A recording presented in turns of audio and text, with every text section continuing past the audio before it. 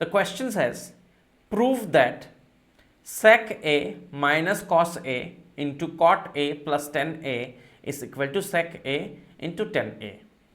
Let us think what we can do in this particular question. Here we cannot apply any kind of algebraic identities as of now. Here we also cannot apply any kind of identity, square identity directly over here, since you do not have any square terms. In such scenario where we don't know much what to do, we always change the most complex side, which seems to be LHS over here, into sin and cos. Okay, now look at LHS. Now using the reciprocal identities, if you remember, you know sec A can be written as 1 by cos A minus cos A. Here you have cot A, this can be written as cos A by sin A, and tan A can be written as sin A by cos A. Now here taking LCM, we have cos A 1 minus cos square A. Here taking the LCM as sin A and cos A. So since you have a sin, we are left out with cos. Cos into cos is cos square A, plus you have a cos, so you are going to take sin. Sin into sin is sin square A.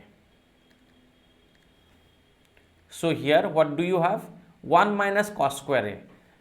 I believe you know 1 minus cos square A is your sin square A, from which identity we know the square identity sin square theta plus cos square theta equal to 1. As a result, if you transfer cos square to the other side, you know sin square theta is equal to 1 minus cos square theta. So similarly, I can write over here sin square theta by cos, we can write in terms of A, sin square A by cos A, and here cos square A plus sin square A is your 1. Then you have sin A into cos A. Here one of the sin, and here you have sin square, and the square will get cancelled. We need not do that way. So we can write sin A by, here what you have, sin is gone, cos A into cos A is cos square A, or let us write like this, cos A into 1 by cos A.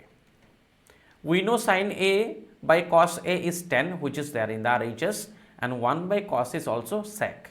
So clearly we can write 1 by cos as sec A and sin A by cos A as tan A.